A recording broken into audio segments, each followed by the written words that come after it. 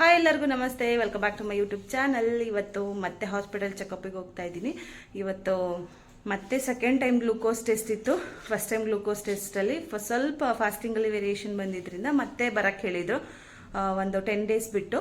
ಹಾಗಾಗಿ ಮತ್ತೆ ಇವತ್ತು ಚೆಕಪ್ಪಿಗೆ ಹೋಗೋಣ ಅಂತ ಹೋಗ್ತಾ ಇದ್ದೀನಿ. Time already 9:15 ಆಗೋಗ್ಬಿಟ್ಟಿದೆ. ಎಷ್ಟು ಬೇಗ ಹೊರಡೋಕ್ಕೆ ಆಗಲ್ಲ. ಪೆಕ್ಕಮ್ಮ 8:15 ಹೋಗ್ತಾಳೆ ಸ್ಕೂಲ್ಗೆ.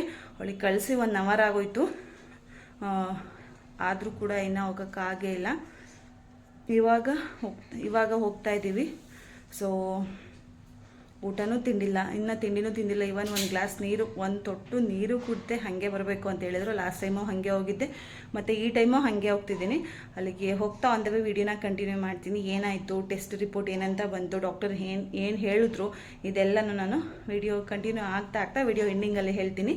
ಅಲ್ಲಿವರೆಗೂ ಕೀಪ್ ವಾಚಿಂಗ್. ಇದು ಪೆಕ್ಕುಮ ಸ್ಕೂಲಿಗೆ ಹೋಗುವಾಗ ಮಾಡ್ಕೊಂಡಿದ್ದ ವಿಡಿಯೋ. ಅವಳು ಸ್ಕೂಲಿಗೆ ಹೋಗಿದ ತಕ್ಷಣ ನಾವು ಕೂಡ ಮನೆಯಿಂದ ಹೊರಟ್ಬಿಡ್ಬೇಕು, ಇಲ್ಲ ಟೈಮ್ ಆಗೋಗುತ್ತೆ. ಬಿಕಾಸ್ ಏನು ತಿಂದಿರಲ್ವಲ್ಲ, ಲಾಸ್ಟ್ ಟೈಮ್ ಥರ ಸುಸ್ತಾದ್ರೆ ಕಷ್ಟ ಅಂದ್ಬಿಟ್ಟು ಎಷ್ಟೊಂದು ಬೇಗ ಕೆಲಸ ಮುಗಿಸ್ಕೊಂಡೆ ಮನೇಲೇನೆ. ಬಟ್ ಆದರೆ ಆಗಲೇ ಇಲ್ಲ. 8:15 ಹೋದ್ರೂ ನಾವು ಆಲ್ಮೋಸ್ಟ್ ಒಂದು ಹಾಫ್ ಅನ್ ಅವರ್ ಅಂದರೆ 9 ಗಂಟೆಗಾದ್ರೂ ಮನೆಯಿಂದ ಹೊರಡ್ಬೋದಿತ್ತು. ಬಟ್ ಆದರೆ ಅದು ಇದು ಕೆಲಸ ಮತ್ತು ಹಾಸ್ಪಿಟಲ್ ರಿಪೋರ್ಟ್ಸ್ ಎಲ್ಲ ಹುಡುಕಿ ಎತ್ತಿಟ್ಕೊಳ್ಳೋದಿದೆಲ್ಲ ಟೈಮ್ ಆಗಿ 9:30 ಅಷ್ಟೊತ್ತಿಗೆ ಟೈಮ್ ಆದರೂ ಹೊರಡಲೇ ಇಲ್ಲ ನಾವು.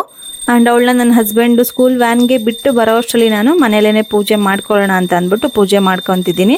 ನಾನು ಆಲ್ಮೋಸ್ಟ್ ಎಲ್ಲಾದರೂ ಹೊರಗಡೆ ಹೋಗಬೇಕಾದ್ರೆ ಅಥವಾ ವಾರಗಳಿದ್ದಾಗ ಪ್ರತಿ ದಿವಸನೂ ಪೂಜೆ ಮಾಡ್ತಾ ಇರ್ತೀನಿ. ಕೆಲವೊಂದು ದಿವಸ ಅಷ್ಟೇ ಮಿಸ್ ಮಾಡ್ತೀನಿ, ಬಿಕಾಸ್ ಅವತ್ತು ನನ್ನ ಹಸ್ಬೆಂಡ್ ಪೂಜೆ ಮಾಡಿ ಹೋಗಿರ್ತಾರೆ.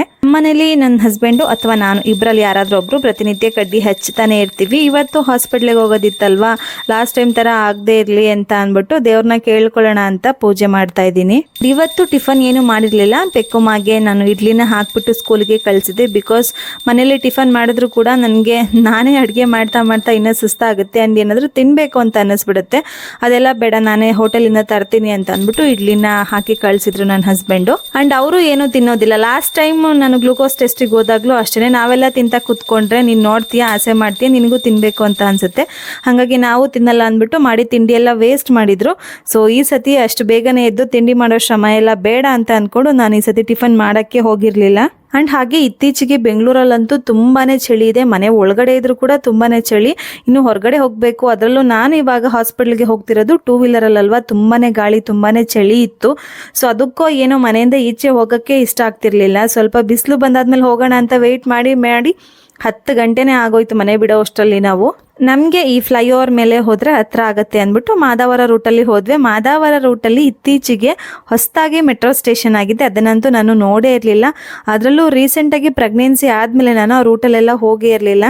ಸೊ ಇವತ್ತು ಆ ರೂಟಲ್ಲೇ ಹೋದ್ವಿ. ಮಾದಾವರ ಫ್ಲೈಓವರ್ ಹತ್ರ ಮೆಟ್ರೋ ಆಗಿರೋದನ್ನು ಕೂಡ ನೋಡ್ಕೊಂಡು ಹೋದ್ವಿ. ಆ್ಯಂಡ್ ಮೆಟ್ರೋ ಓಪನ್ ಆಗಿದೆ ಅಲ್ಲಿ. ಇವಾಗ ನಮ್ಮ ಏರಿಯಾ ಸೈಡಲ್ಲಿರೋ ಜನಗಳಿಗೆ ಸಿಟಿಗೆ ಹೋಗೋದಕ್ಕೆ ಬರೋದಕ್ಕೆ ಈ ಮೆಟ್ರೋ ಸ್ಟೇಷನಿಂದ ತುಂಬ ಅನುಕೂಲ ಆಯಿತು ಅಂತ ಅನ್ನಿಸ್ತು.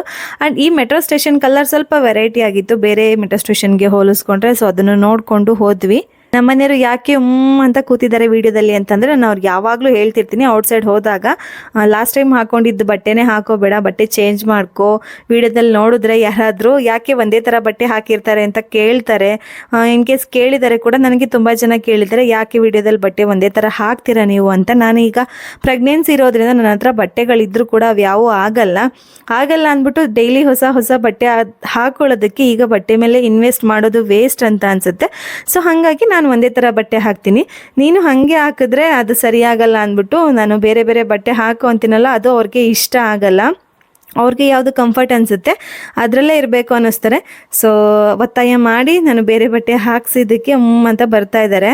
ನೆಕ್ಸ್ಟು ಹಾಸ್ಪಿಟಲ್ ಬಂದೇ ಬಿಡ್ತು. ನಮ್ಮ ಮನೆಯಿಂದ ಈ ಹಾಸ್ಪಿಟಲ್ಗೆ ಒಂದು 8 ರಿಂದ 9 ಕಿಲೋಮೀಟ್ರ್ ಆಗುತ್ತೆ, ಸ್ವಲ್ಪ ಹತ್ರನೇ ಆಗುತ್ತೆ. ಆ್ಯಂಡ್ ಇನ್ನೊಂದು ಏನಪ್ಪ ಅಂದರೆ, ತುಂಬ ಜನ ಕೇಳ್ತಾ ಇದ್ರಿ ನನಗೆ, ನೀವು ಯಾವ ಹಾಸ್ಪಿಟಲಿಗೆ ತೋರಿಸೋದು, ಅಲ್ಲಿ ಫೆಸಿಲಿಟೀಸ್ ಎಲ್ಲ ಹೇಗಿದೆ ಹೇಳಿ ಅಂದ್ಬಿಟ್ಟು. ನಾನು ಆಲ್ರೆಡಿ ಮಿನಿ ಬ್ಲಾಗಲ್ಲಿ ಶೇರ್ ಮಾಡಿದ್ದೀನಿ, ಬಟ್ ಈ ವಿಡಿಯೋದಲ್ಲೇ ಹೇಳ್ತಾ ಇದ್ದೀನಿ. ನಾನು ನಗರೂರಲ್ಲಿರುವಂತಹ BGS ಹಾಸ್ಪಿಟಲ್ಗೆ ತೋರಿಸ್ತೀನಿ. ನಗರೂರು ಅಂದರೆ ಅಷ್ಟಾಗಿ ಯಾರಿಗೂ ಗೊತ್ತಾಗಲ್ಲ. ಆ್ಯಂಡ್ ಗೂಗಲ್ ಮ್ಯಾಪಲ್ಲೂ ಕೂಡ ಇದು ನೆಲಮಂಗಲ BGS ಹಾಸ್ಪಿಟಲ್ ಅಂತಲೇ ಇರೋದು. ಇದು ಮೆಡಿಕಲ್ ಕಾಲೇಜ್ ವಿತ್ ಹಾಸ್ಪಿಟಲ್ ಇರೋದು. ನನಗೆ 4 ತಿಂಗಳು ಪ್ರೆಗ್ನೆನ್ಸಿ ಇದ್ದಂಗಿಂದ ಮತ್ತೆ ನನಗೆ ಪ್ರೆಗ್ನೆನ್ಸಿಯಲ್ಲಿ ಬೇರೆ ಪ್ರೈವೇಟ್ ಹಾಸ್ಪಿಟಲಲ್ಲಿ ಕಾಂಪ್ಲಿಕೇಶನ್ ಇದೆ ಅಂತ ಹೇಳ್ದಾಗಿಂದ ಈ ಹಾಸ್ಪಿಟಲ್ಗೆ ತೋರಿಸ್ತಾ ಇರೋದು. ಆ್ಯಂಡ್ ಈ ಹಾಸ್ಪಿಟಲ್ ಎನ್ವಿರಾನ್ಮೆಂಟ್ ಆಗಿರ್ಬೋದು, ಡಾಕ್ಟರ್ ಆಗಿರ್ಬೋದು, ಪ್ರತಿಯೊಂದು ಫೆಸಿಲಿಟಿನೂ ತುಂಬಾನೇ ಚೆನ್ನಾಗಿದೆ. ಜಾಸ್ತಿ ಕ್ಯೂ ಇರೋದಿಲ್ಲ ಆ್ಯಂಡ್ ಜಾಸ್ತಿ ಟೈಮ್ ವೇಟ್ ಮಾಡಬೇಕು ಅನ್ನೋ ನೆಸೆಸಿಟಿ ಇರೋದಿಲ್ಲ. ಅದರಲ್ಲೂ ಕೂಡ ಪ್ರೆಗ್ನೆಂಟ್ ಲೇಡೀಸ್ಗೆ ಫಸ್ಟ್ ಪ್ರಿಫರೆನ್ಸ್ ಕೊಡ್ತಾರೆ. ಇನ್ನೊಂದೇನು ಅಂತಂದರೆ ಈ ಹಾಸ್ಪಿಟಲಲ್ಲಿ ಎಲ್ಲ ಡಾಕ್ಟರ್ ಫೀಸು ಫ್ರೀ ಇರುತ್ತೆ ಆ್ಯಂಡ್ ಹಾಗೆಯೇ ಬೆಡ್ ಚಾರ್ಜಸ್ ಅಂತ ಏನೂ ಇರೋದಿಲ್ಲ. ನೀವು ಎಷ್ಟೇ ದಿವಸ ಅಡ್ಮಿಂಟ್ ಆದರೂ ಕೂಡ ಬೆಡ್ ಚಾರ್ಜಸ್ ಫ್ರೀ ಇರುತ್ತೆ. ಓನ್ಲಿ ಇಲ್ಲಿ ಮೆಡಿಸಿನ್ ಚಾರ್ಜಸ್ ಹಾಗೆ ನಾವು ಯಾವುದಾದ್ರೂ ಸರ್ವಿಸ್ ತೊಗೊಂಡ್ರೆ ಆ ಸರ್ವಿಸಿಗೆ ಚಾರ್ಜ್ ಮಾಡ್ತಾರೆ ಅಷ್ಟೇ. ನಾವಿಲ್ಲಿ ಹೋಗಿ ಸ್ವಲ್ಪ ಹೊತ್ತು ಬಿಲ್ಲಿಂಗ್ ಎಲ್ಲ ಮಾಡಿಸಿ ಕೂತಿದ್ದು, ಅದಾದಮೇಲೆ ಬ್ಲಡ್ನ ಕೊಟ್ಬಿಟ್ಟು ಬರ್ತಾ ಇದ್ದೀನಿ. ಇದು ಫಸ್ಟ್ ಟೈಮ್ ಬ್ಲಡ್ ಡ್ರಾ ಮಾಡಿದ್ದು. ಇದಾದಮೇಲೆ ಅವರು ಟಿಫನ್ ತಿನ್ಕೊಂಬನ್ನಿ ಅಂತ ಕಳಿಸಿದ್ರು. ಟಿಫನ್ ತಿಂದು 1 ಅವರ್ ಆದಮೇಲೆ ಮತ್ತೆ ಬರಬೇಕು ಅಂತ. ಹಾಸ್ಪಿಟಲಲ್ಲೇ ಕೆಫ್ಟೇರಿಯಾ ಇದೆ, ಬಟ್ ನಮಗೆ 1 ಅವರ್ವರೆಗೂ ಅಲ್ಲೇ ಕೂತ್ಕೊಂಡು ಏನು ಮಾಡೋದು, ಔಟ್ಸೈಡ್ಗೆ ಹೋಗಿ ಟಿಫನ್ ತಿನ್ಕೊಂಬರೋಣ ಅಂತ ಅಂದ್ಬಿಟ್ಟು ನಾವು ಇಲ್ಲಿ ನಂದಗೋಕುಲ ವೆಜ್ ಹೋಟೆಲ್ಗೆ ಬಂದಿದ್ವಿ. ಇದು ಅಲ್ಲಿಂದ ಸ್ವಲ್ಪ ದೂರ ಆಗುತ್ತೆ ಆ್ಯಂಡ್ ನಾವು ಆಂತವೇ ನಮ್ಮೂರು ಸೈಡ್ಗೆ ಹೋಗ್ಬೇಕಾದ್ರೆ ಈ ಹೋಟೆಲ್ನ ನೋಡ್ತಾ ಇದ್ದೆ. ಇಲ್ಲಿಗೆ ಒಂದ್ಸತಿ ಹೋಗಬೇಕು ಅಂತ ಅನ್ನಿಸ್ತಾ ಇತ್ತು, ಸೊ ಹಾಗಾಗಿ ಹೋಗಿದ್ವಿ. ಬಟ್ ಈ ಸತಿ ಹೋದಾಗ ನನಗೆ ಈ ಹೋಟೆಲಲ್ಲಿ ಅಷ್ಟೊಂದು ಟೇಸ್ಟ್ ಏನೂ ಇಷ್ಟ ಆಗಲಿಲ್ಲ. ಬಿಕಾಸ್ ನಾವು ಜಾಸ್ತಿ ಹೋಟೆಲ್ಗೆ ಹೋದಾಗ ನಾನು ಮಸಾಲೆ ದೋಸೆನೇ ಆರ್ಡರ್ ಮಾಡ್ತೀನಿ. ತುಂಬ ತಿಂಗಳಾಗೋಗ್ಬಿಟ್ಟಿತ್ತು ಹೋಟೆಲ್ ಊಟ ತಿಂದು. ಇವತ್ತು ಆರ್ಡರ್ ಮಾಡಿದಾಗ ನಮ್ಮ ಏರಿಯಾದಲ್ಲಿರೋ ಹೋಟೆಲ್ಗೆ ಹೋಲಿಸ್ಕೊಂಡ್ರೆ ಇದು ಅಷ್ಟೇನು ಚೆನ್ನಾಗಿರಲಿಲ್ಲ ಆ್ಯಂಡ್ ಆ ಪ್ರೈಸ್ಗಂತೂ ಅದು ವರ್ತ್ ಅಲ್ಲ ಅಂತ ಅನ್ನಿಸ್ತು. ಅದರಲ್ಲೂ ಕೂಡ ಲಾಸ್ಟ್ ಟೈಮ್ ನಾನು ಟೆಸ್ಟ್ಗೆ ಹೋಗಿದ್ದಾಗ ವೆಯ್ಟ್ ಸ್ವಲ್ಪ ಜಾಸ್ತಿ ಇದೆ, ನೀವು ವೆಯ್ಟ್ ಕಂಟ್ರೋಲ್ ಮಾಡಬೇಕು, ಬ್ಯಾಲೆನ್ಸ್ ಡಯಟ್ ಮಾಡಬೇಕು, ಹೆಲ್ತಿ ಡಯಟ್ ಮಾಡಬೇಕು ಅಂತ ಹೇಳಿದ್ರಲ್ಲ, ಅವಾಗಿಂದ ನಾನು ಈ ಎಣ್ಣೆದು ಮತ್ತು ತುಪ್ಪ ಮೊಸರು ಇದೆಲ್ಲ ತಿಂದೇ ಇರಲಿಲ್ಲ. ಒಂದು 20 ಡೇಸ್ ಇದೆಯಲ್ಲ, ಇನ್ನು ಚೆಕಪ್ಗೆ ನೆಕ್ಸ್ಟ್ ಚೆಕಪ್ಗೆ ಅಲ್ಲಿವರೆಗೂ ತಿನ್ನೋದೇ ಬೇಡ ಅಂತ. ಆ್ಯಂಡ್ ಶುಗರ್ ಎಲ್ಲ ಕಂಪ್ಲೀಟಾಗಿ ಅವಾಯ್ಡ್ ಮಾಡಿದ್ದೆ. ಇಷ್ಟು ದಿವಸಕ್ಕೆ ಆಯಿಲಿ ಫುಡ್ಡು, ಶುಗರ್ ಇರೋದು ಆ್ಯಂಡ್ ಐಸ್ ಕ್ರೀಮ್ ಇದೆಲ್ಲ ತಿಂತಿದ್ದೀನಿ ಅಂದರೆ ಇಷ್ಟು ದಿವಸಕ್ಕೆ ಇವಾಗಲೇ ಫಸ್ಟು ಒಂದು 20 ಡೇಸ್ ಆದಮೇಲೆ. ಇವನ್ ಒಂದು ಹಾಲಿಗೆ ಸಕ್ಕರೆ ಕೂಡ ಹಾಕ್ಕೊಂಡು ಕುಡಿತಿರ್ಲಿಲ್ಲ ಆ್ಯಂಡ್ ಇವಾಗೇ ಬಾದಾಮಿ ಹಾಲು ಕೊಡಿಸಿದ್ದಾರೆ ಹೋಟೆಲಲ್ಲಿ. ಇದನ್ನು ನಾನು ಆರಾಮಾಗಿ ಕುಡಿದೆ. ಶುಗರ್ ಇತ್ತು ಇದರಲ್ಲಿ, ಆ್ಯಡೆಡ್ ಶುಗರೇನೆ. ಸೊ ಚೆನ್ನಾಗಿ ಕುಡಿದೆ. ಅವ್ರು ಹೇಳಿದ್ರಲ್ಲ ಬ್ಲಡ್ ಕೊಟ್ಟು ಆದಮೇಲೆ ನೀವು ಯಾವುದಾದ್ರೂ ಫುಡ್ ತೊಗೊಬೋದು, ಸ್ವೀಟು ಸಾಲ್ಟ್ ಅಥವಾ ಆಯಿಲ್ ಇರೋದು ಯಾವುದಾದ್ರೂ ತೊಗೊಬೋದು, ಏನೂ ಪ್ರಾಬ್ಲಮ್ ಇಲ್ಲ ಇವಾಗ ಅಂತ. ಸೊ ಹಾಗಾಗಿ ಇಲ್ಲಿಂದ ತಿಂದ್ಕೊಂಡು ಊಟನ ನಾವು ಮತ್ತೆ ಹಾಸ್ಪಿಟಲ್ಗೆ ಹೋಗಬೇಕಿತ್ತು. ಹಂಗೂ ಹೆಂಗೋ ಇಲ್ಲೇ ಟೈಮ್ ಮಾಡಿಕೊಂಡು ಒಂದು 10 ನಿಮಿಷ ಇಲ್ಲೇ ಕುತ್ಕೊಂಡು ಮಾತಾಡಿಕೊಂಡು ಆನ್ ದ ವೇ ಹೋಗ್ತಾ ಮತ್ತೆ ಒಂದು ಎಳ್ನೀರು ಕುಟ್ಕೊಂಡು ಹಾಸ್ಪಿಟ್ಲಿಗೆ ಹೋಗೋಣ ಅಂತ ಅಲ್ಲಿಂದನೂ ಹೊರಟ್ವಿ. ಆ್ಯಂಡ್ ಸ್ವಲ್ಪ ಜನ ಕೇಳಿದ್ದಾರೆ ನನಗೆ ಮಿನಿ ವ್ಲಾಗಲ್ಲಿ ನಿಮ್ಮ ಹಾಸ್ಪಿಟಲ್ ರಿಪೋರ್ಟ್ ಏನಾಯಿತು ಮೇಡಮ್ ಅಂತ ಅಂದ್ಬಿಟ್ಟು. ಲಾಸ್ಟ್ ಟೈಮ್ ಫಾಸ್ಟಿಂಗ್ ಬ್ಲಡ್ ತೊಗೊಂಡಾಗ ಬ್ಲಡ್ಡಲ್ಲಿ ಸ್ವಲ್ಪ ಶುಗರ್ ಕಂಟೆಂಟ್ ಜಾಸ್ತಿ ಇತ್ತು, ಅಂದರೆ ಸ್ವಲ್ಪ ಮಟ್ಟಿಗೆ ಅಷ್ಟೇ. ಈಗ ಏನಾಯಿತು ಅಂತ ಕೇಳ್ತಾ ಇದ್ರಿ. ಈ ಟೈಮ್ ಹೋದಾಗ ಅದೆಲ್ಲ ನಾರ್ಮಲ್ ಆಗಿತ್ತು. ಬಿಕಾಸ್ ಅದು ಹೆಂಗೆ ಅಂತ ಗೊತ್ತಿಲ್ಲ, ಅವರು ಮಗು ಬೆಳವಣಿಗೆ ಇಲ್ಲ, ನಿಮ್ಮದು ವೇಟ್ ಇಲ್ಲ ಅಂತ ಹೇಳಿ ಒಂದೇ ಮಂತ್ಗೆ ಮಗುದು ಜಾಸ್ತಿ ಓವರ್ ವೇಟ್ ಆಯಿತು, ನಂದು ಓವರ್ ವೇಟ್ ಆಯಿತು. ಆ್ಯಂಡ್ ಅವರು ಸ್ವಲ್ಪ ವೆಯ್ಟ್ ಕಮ್ಮಿ ಮಾಡ್ಕೊಳ್ಳಿ, ಸ್ವಲ್ಪ ಜಾಸ್ತಿ ಆಗಿದೆ ಅಂತ ಹೇಳಿ ಒಂದು 20 ಡೇಸ್ಗೆ ನಾರ್ಮಲ್ ಆಗಿ ಈಗ ಬ್ಯಾಲೆನ್ಸ್ಡ್ ಆಗಿದೆ ಎರಡೂ ಕೂಡ ಅಂತ ಹೇಳಿ ಕಳಿಸಿದ್ರು. ಲಾಸ್ಟ್ ಟೈಮೇ ಹೇಳಿ ಕಳಿಸಿದ್ರು, ಹೀಗೆ ಮಗು ಓವರ್ ವೇಟ್ ಆಯಿತು ಹೊಟ್ಟೆ ಒಳಗಡೆ ಅಂತಂದರೆ ನಿಮಗೆ ಪೆಲ್ವಿಕ್ ಬೋನ್ ಜಾಸ್ತಿ ಪೇಯ್ನ್ ಬಂದುಬಿಡುತ್ತೆ, ಅಂದರೆ ಆ ಟೈಮಲ್ಲಿ ನಿಮಗೆ ಡೆಲಿವರಿ ಪೇಯ್ನ್ ಬರೋ ಚಾನ್ಸಸ್ ಇರುತ್ತೆ ಮಗು ಓವರ್ ವೇಟಿಂದ. ಸೊ ಸ್ವಲ್ಪ ಕಂಟ್ರೋಲ್ ಆಗಿರಿ ಊಟದಲ್ಲಿ ಅಂತ ಹೇಳಿದ್ರು. ಸೊ ನಾನು ಸ್ವಲ್ಪ ಶಾಕಲ್ಲೇ ಇದ್ದೆ. ಹಾಗಾಗಿ ನನ್ನ ಹಸ್ಬೆಂಡು ನನಗೆ ಊಟ ತಿಂಡಿ ಅಥವಾ ಏನೇ ಕೊಡೋ ಟೈಮಲ್ಲಿ ಇದ್ದರೂ ಕೂಡ, ಅವರು ಮನೆಗೆ ಏನಾದರೂ ತರೋ ಟೈಮಲ್ಲಿ ಇದ್ದರೂ ಕೂಡ ಜಾಸ್ತಿ ಫ್ಯಾಟ್ ಐಟಮ್ ತರ್ತಿರ್ಲಿಲ್ಲ, ಬರೀ ಹಣ್ಣು ಅದೇ ಥರ ತಂದು ಕೊಡೋರು. ಸೊ ನಾನು ಅಷ್ಟೇ ಬ್ಯಾಲೆನ್ಸ್ಡ್ ಆಗಿ ಊಟ ಎಲ್ಲ ಮಾಡ್ಕೋತಾ ಇದ್ದೆ. ಸೊ ಹಾಗಾಗಿ ಈ ಟೈಮ್ ಕರೆಕ್ಟಾಗಿ ರಿಪೋರ್ಟ್ ಬಂದಿದೆ, ಎಲ್ಲೂ ಹೆಚ್ಚು ಕಮ್ಮಿ ಏನೂ ಆಗಿಲ್ಲ. ಸೊ ಇದಕ್ಕೆಲ್ಲ ಕಾರಣ ಒಂದು ರೀತಿಲಿ ನನ್ನ ಹಸ್ಬೆಂಡ್ ಅಂತಲೇ ಹೇಳ್ಬೋದು. ಅವ್ರಿಗೆ ಹೆಂಗೆ ಬೇಕಂಗೆ ತಂದು ಕೊಟ್ಟಿದ್ರೆ ಅವ್ರೇನೋ ಹೇಳ್ತಾರೆ ತಿಂದ್ಬಿಡು ಅಂತ, ನಾನು ತಿಂದ್ಬಿಡ್ತಿದ್ನೇನೋ. ಇಲ್ಲ ಅವರು ತಂದು ಕೊಡ್ದೇ ಇದ್ದಿದ್ರೆ ಇನ್ನು ವೆಯ್ಟ್ ಕಮ್ಮಿ ಬಂದಿರ್ತಿತ್ತೇನೋ ಮಗುದು ಅಥವಾ ನಂದು ಯಾವುದಾದ್ರೂ ಇಬ್ಬರಲ್ಲೊಬ್ರದ್ದು. ಬಟ್ ಎಷ್ಟು ಬೇಕೋ ಅಷ್ಟೇ ಎಲ್ಲ ತಂದುಕೊಟ್ಟು ಮಾಡಿಕೊಟ್ಟು ಎಲ್ಲ ತಿನ್ನಿಸಿ ಎಲ್ಲ ರೂಢಿ ಮಾಡಿಬಿಟ್ರು. ಸೊ ಹಾಗಾಗಿ ಈ ಟೈಮು ಕೂಡ ನಮಗೆ ಪರ್ಫೆಕ್ಟ್ ಬ್ಯಾಲೆನ್ಸ್ಡ್ ವೆಯ್ಟ್ ಬಂತು ಮಗುದು ನಂದು, ಆ್ಯಂಡ್ ಹೆಲ್ತಿ ವೆಯ್ಟ್ ಕೂಡ ಬಂತು. ಮತ್ತೆ ತಿಂಡಿ ಎಲ್ಲ ಮುಗಿಸ್ಕೊಂಬಂದು ಮತ್ತೆ ಬ್ಲಡ್ ಕೊಟ್ಟು ರಿಪೋರ್ಟ್ ಎಲ್ಲ ಬಂತು, ಈಸ್ಕೊಂಡು ಬಂದಿದ್ವಿ. ನನ್ನ ಹಸ್ಬೆಂಡು ಡಾಕ್ಟ್ರಿಗೂ ತೋರ್ಸೋಕ್ಕೂ ಮುಂಚೆ ರಿಪೋರ್ಟ್ ಹೆಂಗೆ ಓದ್ತಿದ್ದಾರೆ ನೋಡಿ. 24 hours ಫ್ಯಾಮಿಲಿ ಎಲ್ಲ, 24 years ಫೀಮೇಲ್. ನೆಕ್ಸ್ಟ್ ಅಲ್ಲಿಂದ ಇವಾಗ ನನಗೆ 7th ಮಂತ್ ರನ್ನಿಂಗ್ ಸ್ಟಾರ್ಟ್ ಆಗಿರೋದ್ರಿಂದ ಮಾತ್ರೆಗಳನ್ನ ಸ್ವಲ್ಪ ಬೇರೆದು ಬರ್ಕೊಟ್ರು, ಸ್ವಲ್ಪ ಹೈ ಡೋಸೇಜ್ ಇರೋ ಅಂಥದ್ದು.